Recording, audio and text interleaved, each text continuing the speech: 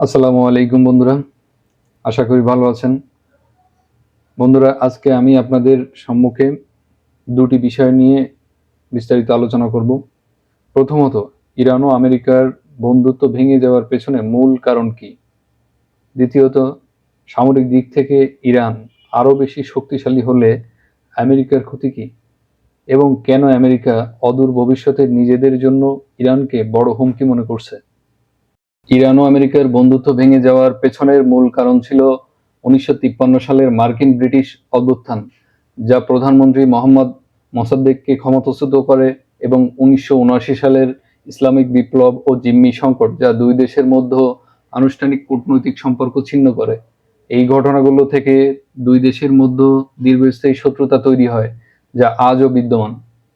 1953 সালের অভ্যুত্থান, মার্কিন যুক্তরাষ্ট্র, সিআইএ এবং যুক্তরাজ্য MI6 মিলে 1953 সালের 19 আগস্ট ইরানে একটি অভ্যুত্থান ঘটায়, যা প্রধানমন্ত্রী মোহাম্মদ মোসাদ্দেককে ক্ষমতাচ্যুত করে।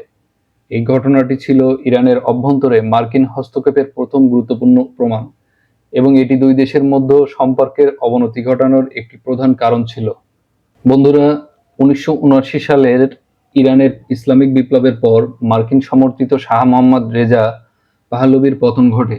এর ফলে ইরানের রাজনীতিতে আমেরিকা বিরোধী মনোভাব প্রকট হয় এবং আমেরিকার মৃত্যু স্লোগানটি ব্যবহৃত হতে শুরু করে। বন্ধুরা, 1979 সালের নভেম্বরে তেহরানের মার্কিন দূতাবাস দখল করে এবং কর্মীদের জিম্মি করা হয়। এই ঘটনাটি ছিল একটি বড় সংকট, যা দুই দেশের সম্পর্ককে আরো খারাপ করে তোলে। আমেরিকানরা এটিকে ব্ল্যাকমেইল এবং সন্ত্রাস ও নৈরাজ্য শিকার হিসেবে চিহ্নিত করে, এবং ইরানিরা এটিকে তাদের বিপ্লবকে নষ্ট করার জন্য মার্কিন প্রচেষ্টার বিরুদ্ধে একটি প্রতিবাদ হিসেবে দেখেছিল। বন্ধুরা, 1979 সালের জিম্মি সংকটের পর 1980 সালের 7 এপ্রিল থেকে দুই দেশের মধ্যে কোনো আনুষ্ঠানিক কূটনৈতিক সম্পর্ক নেই। বন্ধুরা, সময়ের সাথে সাথে সন্ত্রাসবাদ, নাগরিক অস্থিরতা এবং মার্কিন নাগরিকদের অন্যায়ভাবে আটকের ঝুঁকি ইত্যাদি কারণে দেশটিতে ভ্রমণের উপর নিষেধাজ্ঞা জারি করা হয়েছে। এই ঘটনাগুলো ইরান ও আমেরিকার মধ্যে গভীর অবিশ্বাস ও শত্রুতার সম্পর্ক তৈরি করে, যা আজও বিদ্যমান। বন্ধুরা, আমি দ্বিতীয়ত যে বিষয়টি নিয়ে আলোচনা করব সেটি হলো, সামরিক দিক থেকে ইরান আরো বেশি শক্তিশালী হলে আমেরিকার ক্ষতি কি এবং কেন আমেরিকা অদূর ভবিষ্যতে নিজেদের জন্য ইরানকে বড় হুমকি মনে করছে। মধ্যপ্রাচ্যে ইসরায়েলকে রক্ষা করার জন্য আমেরিকা বছরে বিলিয়ন বিলিয়ন ডলার ব্যয় করে। সামরিক বিশেষজ্ঞরা তাই মনে করেন ইসরায়েল হলো ছোট একটা আমেরিকা, আর আমেরিকা হলো বড় একটা ইসরায়েল। অর্থাৎ আমেরিকা এবং ইসরায়েল এক দেশ অন্য দেশের পরিপূরক, আর ইসরায়েলকে মধ্যপ্রাচ্যে বিপদে ফেলে আমেরিকা কখনোই ছেড়ে যাবে না।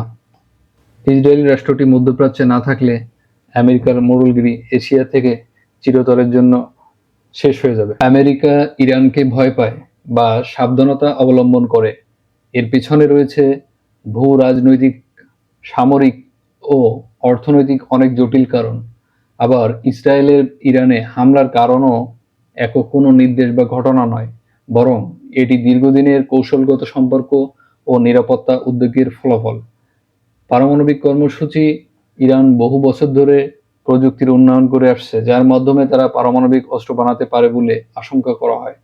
আমেরিকা ও পশ্চিমা বিশ্ব মনে করে, যদি ইরান পরমাণু বোমা বানায় তাহলে পুরো মধ্যপ্রাচ্য অস্থিতিশীল হয়ে পড়বে। ইরান মধ্যপ্রাচ্যের বিভিন্ন শিয়া মিলিশিয়া গোষ্ঠীকে সমর্থন দেয়, যেমন হিজবুল্লাহ, হুতি, পিএমইউ। এই গ্রুপগুলো অনেক সময় আমেরিকা ও তার মিত্রদের বিরুদ্ধে হামলা চালায়। ইরান হরমুজ প্রণালী নিয়ন্ত্রণ করে, যা প্রতিদিন বিশ্বে প্রায় 20% তেল পরিবহন হয়। ইরান একে নিয়ন্ত্রণ করতে পারে, যা বিশ্বের জ্বালানি বাজারে বড় ধাক্কা দিতেও পারে। ইরান একাধিকবার বলেছে তারা ইসরায়েলকে নকশা থেকে মুছে ফেলতে চায়। এই হুমকির ফলে আমেরিকা সরাসরি উদ্বিগ্ন হয়, কারণ ইসরায়েল তার প্রধান মিত্র। ইসরায়েল ও আমেরিকার মধ্যে গভীর সামরিক ও গোয়েন্দা সহযোগিতা রয়েছে। অনেক সময় আমেরিকা সরাসরি না গিয়ে ইসরায়েলকে গ্রে জোন, অঘোষিত হামলার জন্য সবুজ সংকেত দেয়।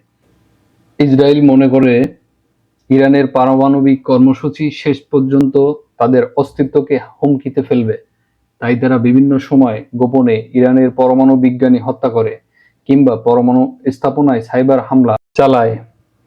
ইসরায়েল গোয়েন্দা সংস্থা বহুবার ইরানে অভিযান চালিয়ে তথ্য সংগ্রহ করেছে এবং আমেরিকার সঙ্গে ভাগাভাগি করেছে। আমেরিকা ও ইসরায়েল ইরানকে শুধু সামরিক হুমকি নয়, আদর্শগত শত্রু হিসেবেও দেখে। ইরান ইসলামী বিপ্লব ও পশ্চিমা বিরোধী মতাদর্শ ছড়ায়, যা আমেরিকার গ্লোবাল অর্ডার এর বিরুদ্ধে। বন্ধুরা, আজকে এই পর্যন্ত। নতুন কোনো বিষয় নিয়ে আবারও আপনাদের সামনে উপস্থিত হব। সেই পর্যন্ত ভালো থাকবেন এবং যারা এখনো চ্যানেলটি সাবস্ক্রাইব করেননি অবশ্যই সাবস্ক্রাইব করে রাখুন। শেয়ার ও আপনার মূল্যবান মতামত কমেন্টের মাধ্যমে জানাবেন। আল্লাহ হাফেজ।